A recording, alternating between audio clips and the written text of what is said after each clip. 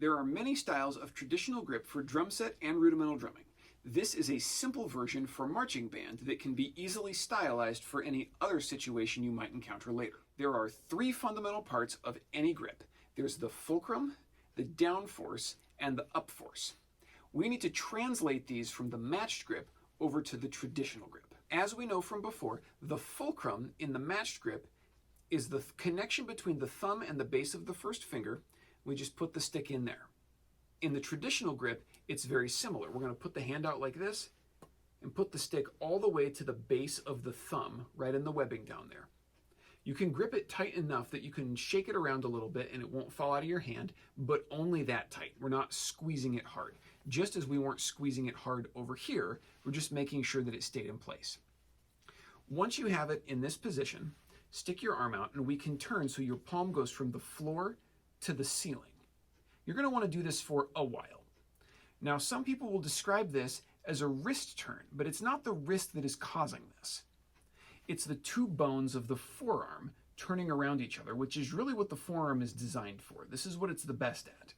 And so your wrist and your hand and the stick are all turning as a result of the motion in the whole forearm. The up force in the right hand is the back of the hand.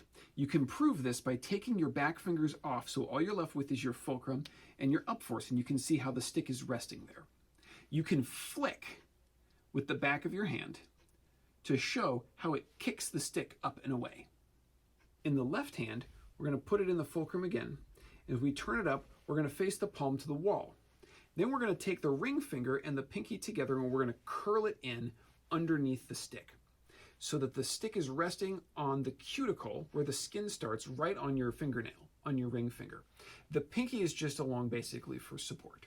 And the most important thing here is that the end of the ring finger is perpendicular to the stick, this way, totally flat. There are a lot of ways to stylize this that you'll see people talk about. We're just going for something very simple and adaptable for later. Number one thing you want to check here is that the end of that ring finger is perpendicular to the stick. We can do the same flick and catch maneuver. Flick the stick up and catch it on the end of the ring finger. Again, you're going to want to do this a lot.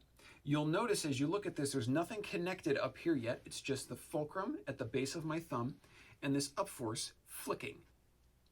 And you can see how the palm is going from facing the wall to basically facing the ceiling when we do this flick. The down force in the right hand is these fingers. So if we're in an open position, they're sort of sitting here, disconnected from the up force, ready to spring and kick the stick back down. And if we're going to switch to a closed position, the fingers are going to be here, connecting the stick to the up force, and as we drop, we'll be absorbing at the bottom.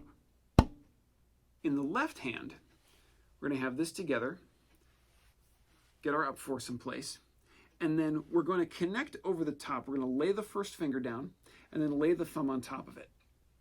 And it's the connection between the thumb and first finger that forms our down force on the stick. Now, I have very long fingers, so you can see like an obvious overlap there. This is going to be calibrated to your hand. So if you set it down like this and you lay your first finger and your thumb on there, wherever it is probably correct. Now I can do the same flick maneuver and kick the stick open. We're going to end up in an open position.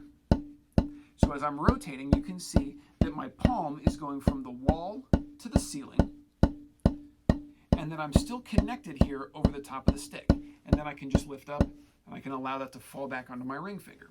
You're going to want to do this quite a lot. Practice flick and then spring with an open position on the inside of your hand. Now if I stall the stick here, I can show you the inside. You can see that my up force in my ring finger is not on the inside of my hand like this, but is curled back and away, ready to come forward and catch the stick. This is something that a lot of people will do. They'll pull their fingers to the inside of their hand, which creates a lot of tension up the arm and keeps your fingers out of position to catch the stick. So when you flick, you want to be ready right there. This is something we, of course, don't have to think about on the right side because the back of your hand doesn't move. When you're playing like this, and then you stop, it's just always there in the same place. So this is just an additional layer we have to go through in the left hand. When we're in our closed position, we're going to lift with the stick and absorb on the bottom. Again, you're going to notice that the palm is going from the wall to the ceiling and back down. And just like with the right hand, this down force is keeping the stick connected to the up force on your ring finger. Now this is where you're going to notice a big difference from the right hand to the left hand.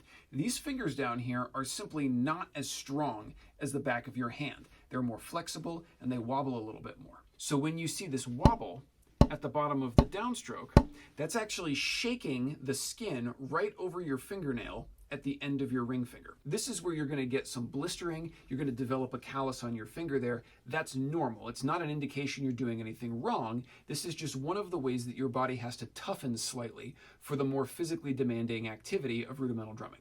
Great news.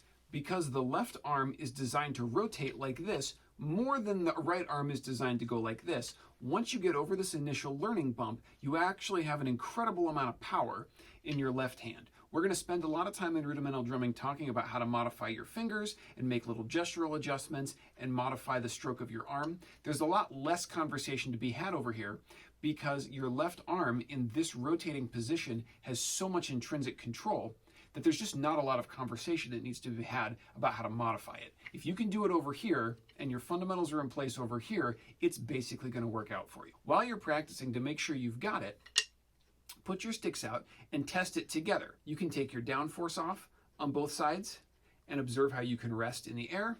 You can put them on, you can open and play relaxed together. Noticing how you spring, you can close and absorb, seeing that your downstrokes stop at the same level. And you can practice the flick, flicking open with both sticks, seeing that they come up to approximately the same level and that they settle back down together. So to briefly summarize, we have the fulcrum here and here.